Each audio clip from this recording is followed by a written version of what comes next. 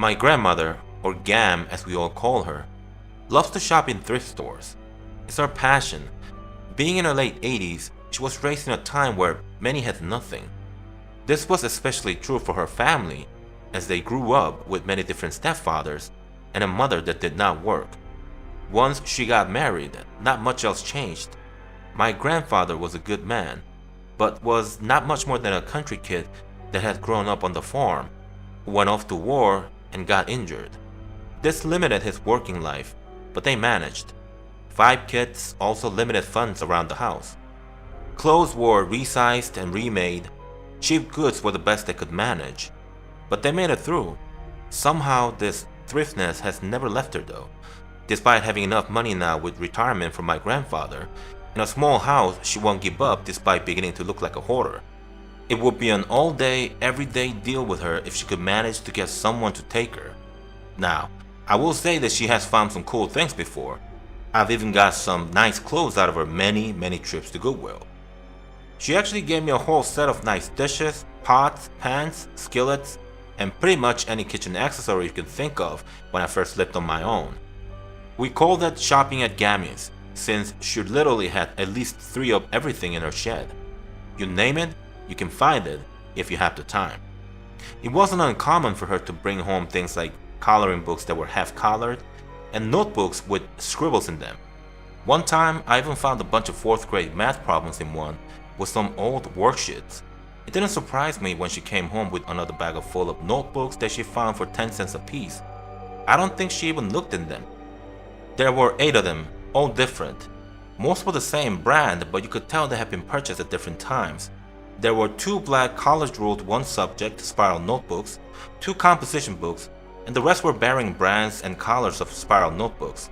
Even a pink one that had a Tinkerbell on the front. I'm in college, and I use a lot of notebooks taking notes for classes, so I decided to take them, even the Tinkerbell one. I didn't have a problem using it to take notes. It would be a conversation piece as well as a notebook full of biology notes. I let them sit in my car for about 3 weeks before the sound of them in a cardboard box sliding around in my trunk annoyed me enough, so I decided to take them in. They were all fairly worn and looked pretty used. I figured I better go through them and cut out all the pages that had been written on already. Flipping through the first one I grabbed, one of those black and white composition books, I noticed that all of the pages were full of barely legible writings. I tossed it in the trash and moved on to the next. This one, a yellow spiral notebook, full again. One of the black ones, full as well. The 4th one, a blue spiral, where the pages all had 3 holes punched for use in a 3-ring binder. I decided to look what was written in this one instead of just tossing it in the garbage. This one was a bit easier to make out than the first one. It had block lettering in it. This is what I found. Incident 879. On the morning of August 7, 2001, they once again decided to alter my path. This time with a homeless man picking up a penny. I normally wouldn't have noticed something so subtle had I not seen the tailor throw the change on the sidewalk from 2 blocks back. The homeless man bent over picking up the remnants of change. This caused the man in the gray suit in front of me to trip over the homeless man's feet since he was too busy talking on his cell phone. This caused the man to flail wildly and toss his briefcase in the air. It took a high trajectory, and it slammed hard into the windshield of a Ford Taurus coming down the one-way towards us. It shattered the windshield and caused the driver to panic. I was barely able to react and escape with a small scrape on my leg below the knee as the car mounted the curve. I flipped through some more pages and another note stuck out. Incident 710, February 23, 2001.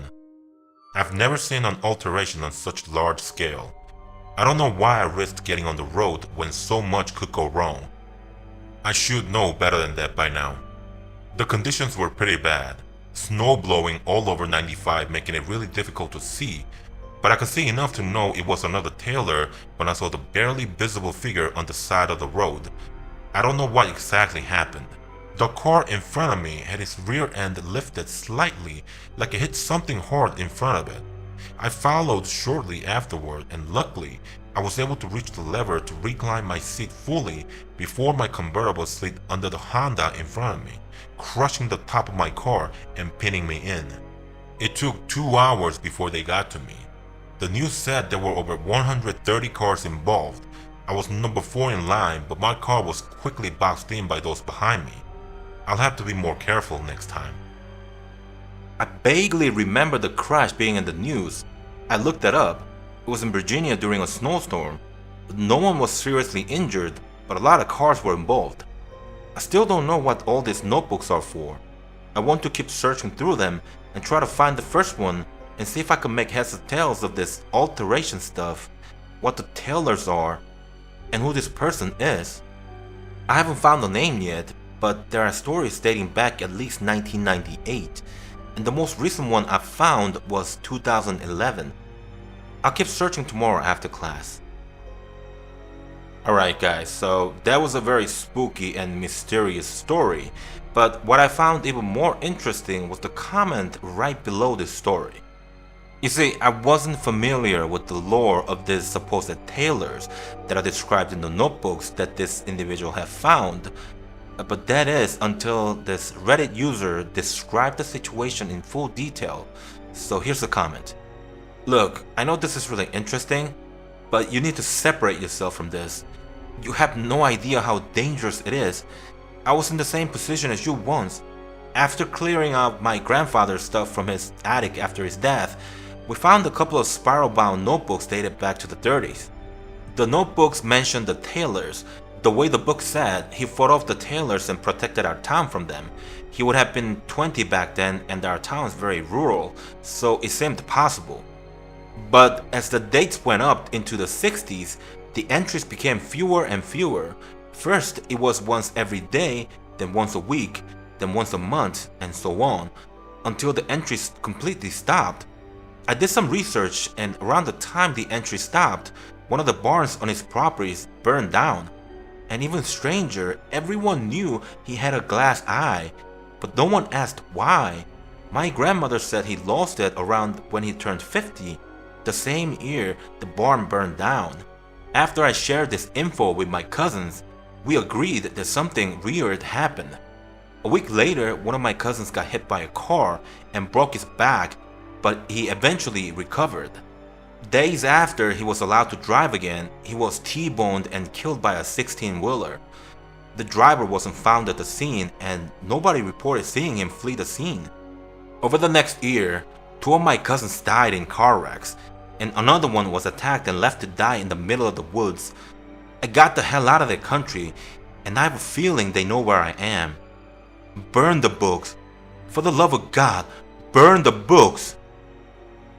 Well guys, I hope you enjoyed the story, and in the unlikely chance that you happen to have inherited a strange notebook, I don't think I have to remind you why, but burn the books.